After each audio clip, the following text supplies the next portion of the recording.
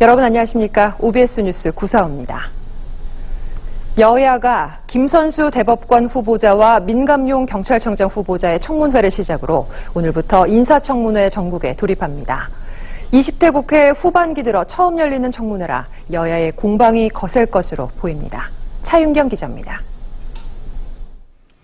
여야 위원 13명으로 구성된 국회 대법관 인사청문 특별위원회는 오늘부터 사흘간 대법관 후보자 3인에 대한 인사청문회를 실시합니다.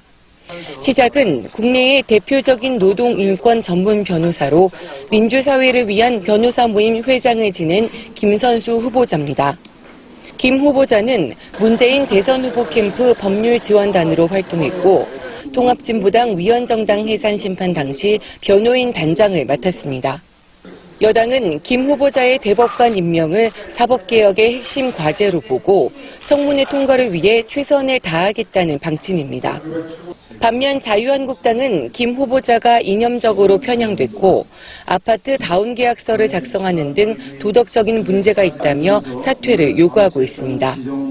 국회 행정안전위원회도 오전 10시 민감용 경찰청장 후보자에 대한 인사청문회를 열고 정책을 검증합니다. 청문회에선 검경 수사권 조정과 드루킹 사건 부실 수사 의혹 등 각종 현안에 대한 질문이 쏟아질 것으로 보입니다. 현재까지 위장 전입이나 재산 형성 과정 의혹 등 도덕성 문제와 관련된 잡음은 일지 않은 상태입니다. 다만 자유한국당 의원들은 김병준 비상대책위원장의 골프 접대 의혹에 대한 경찰 수사를 집중 추궁할 예정입니다. OBS 뉴스 차윤경입니다.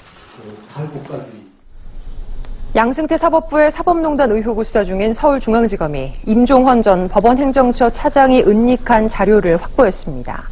검찰은 어제 임 전 차장 사무실을 압수수색하는 과정에서 직원 가방에 있던 임 전 차장의 USB를 발견해 분석하고 있습니다.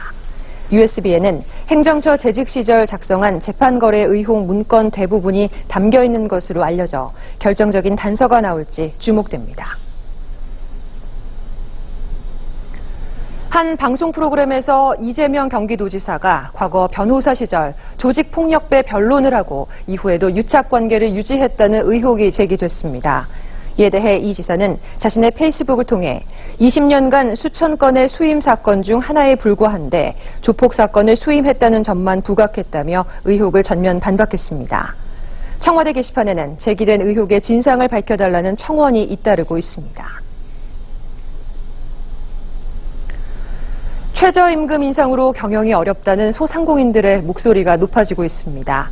생존권을 지키겠다며 단체 행동을 예고한 가운데 경제단체들도 정식으로 정부에 이의를 제기할 방침입니다. 유승열 기자입니다.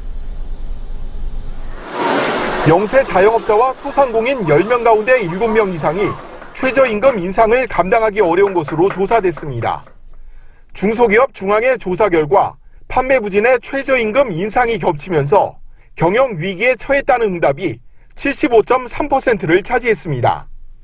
10명 중 9명 가까이가 올해 근무 시간이 늘어 노동 강도가 높아졌지만 경영 위기 때문에 직원 축소를 고민하고 있는 것으로 나타났습니다. 최저임금 인상에 반대하는 소상공인들은 내일 생존권 운동연대를 출범합니다.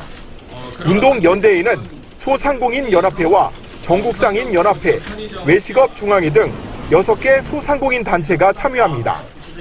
근로계약서를 노사 자율로 작성하고 정부에는 최저임금 정책 전환을 촉구하는 내용을 담은 결의서를 채택할 예정입니다. 서울 광화문에는 민원센터를 설치해 최저임금 인상에 따른 불만과 피해 사례를 접수하고 생존권 사수 집회나 천막 농성도 개최할 계획입니다. 한국경영자총협회도 내년도 최저임금 10.9% 인상 결정을 재심의해달라는 이의 제기서를 오늘 고용노동부에 제출합니다. 경총은 영세 중소기업과 소상공인의 인건비 부담을 가중시키고 고용 부진을 심화시킬 것으로 우려된다며 정부에 정식으로 이를 제기하기로 했다고 설명했습니다. 중소기업 중앙회 역시 최저임금 이의제기 신청서를 이달 말쯤 정부에 제출할 예정입니다. OBS 뉴스 유승열입니다. 학교 졸업 후 사회활동에 나선 15살에서 29살 청년이 건설 노동 등 단순 노무직에 종사하는 비중이 2004년 이후 최고치를 기록했습니다.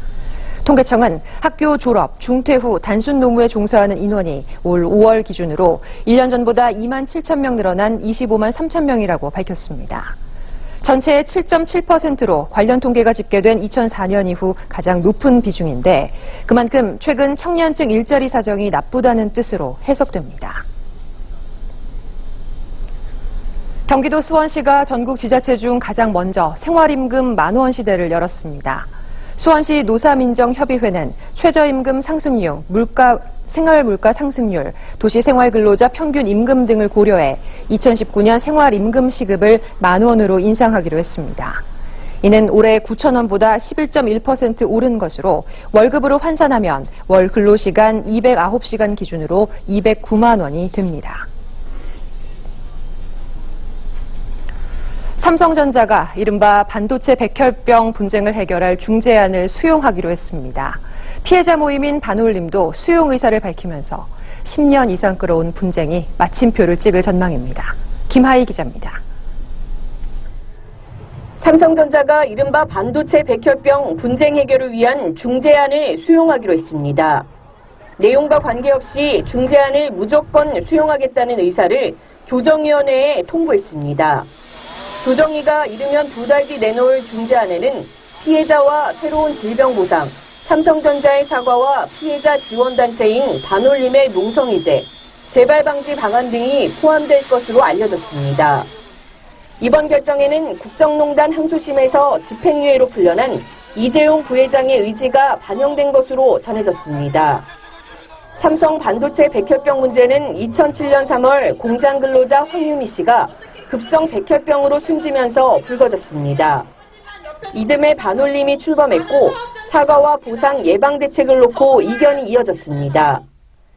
많은 피해자들의 고통과 그 사람들의 어려움을 지금이라도 빨리 이 피해자 측과 합의를 해서 고통을 좀 덜어주는 것이 기업의 이 논리라고 생각합니다. 2014년 말 한 차례 조정위 중재가 무산되고 삼성이 자체 보상안을 들고 나오자 반올림은 이를 거부하고 천막농성에 돌입했습니다. 삼성전자와 함께 반올림도 조정위에 중재안 동의 의사를 전달하면서 10년 이상 끌어온 분쟁이 마침표를 찍을 가능성이 커졌습니다. 조정위는 양측 합의가 이루어질 경우 10월까지 피해자 보상을 완료하겠다는 방침입니다. OBS 뉴스 김하희입니다. 잇따른 화재로 정부가 리콜 조치를 검토하는 BMW 520D 승용차에서 또 불이 났습니다. 오늘 오전 0시 10분쯤 인천 남동구 서울 외곽 순환고속도로 장수 나들목에서 일산 방면으로 주행하던 BMW 520D 승용차에서 불이 나 20여 분 만에 진화됐습니다. 운전자 49살 A씨는 대피에 다치지 않았지만 소방서 추산 3,750만 원의 재산 피해가 났습니다. 앞서 지난 5일에는 인천국제공항고속도로 공항 신도시 분기점 인근에서 주행 중이던 2016년식 차량에서도 불이 나는 등 올해 들어 같은 차종에서 5건의 화재가 발생했습니다. 연일 기록적인 폭염이 이어지는 가운데 서울의 한 아파트 단지에서 정전사고가 발생해 주민들이 불편을 겪었습니다. 어제 오전 11시 12분쯤 서울 강서구 화곡동 한 아파트 지하 1층에 설치된 저수조 시설이 고장나면서 전기실이 침수돼 전기 공급이 끊겼습니다. 소방당국은 정전사고로 승강기가 멈춰서 주민 4명이 고립됐다가 구조되는 등 178세대가 불편을 겪었고 저녁 7시쯤 전기 공급이 재개됐다고 밝혔습니다.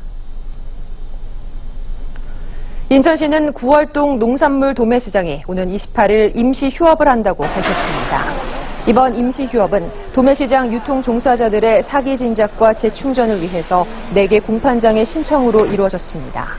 따라서 오는 28일과 정기 휴업일인 29일에는 농산물을 구입할 수 없으며 30일부터 정상적인 거래가 진행됩니다.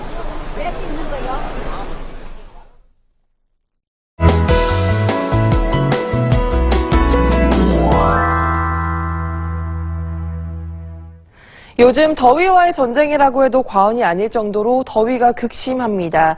밤사이 전국 곳곳으로는 열대야 현상이 나타났는데요. 오늘도 한낮 기온은 크게 오르면서 뜨겁겠습니다. 서울의 낮 기온 36도, 강릉 35도, 대구는 37도까지 기온이 오르겠습니다. 폭염과 함께 호흡기에 안 좋은 오존도 발생입니다. 수도권 지역은 오존 농도 매우 나쁨 단계 예상되고요.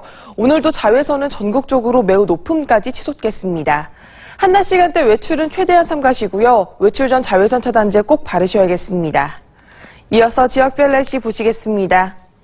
오늘 미세먼지 농도는 보통에서 좋음 단계로 공기질 깨끗하겠습니다. 경기 북부 지역의 낮 기온 35도 안팎으로 덥겠고요. 이천과 여주는 한낮 기온 36도까지 치솟겠습니다.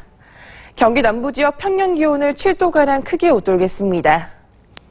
이번 주 맑은 하늘 예상되고요. 낮 기온은 계속해서 35도 안팎까지 오르면서 뜨겁겠습니다.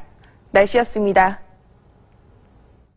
OBS 뉴스 945를 마칩니다. 시청해주신 여러분 고맙습니다.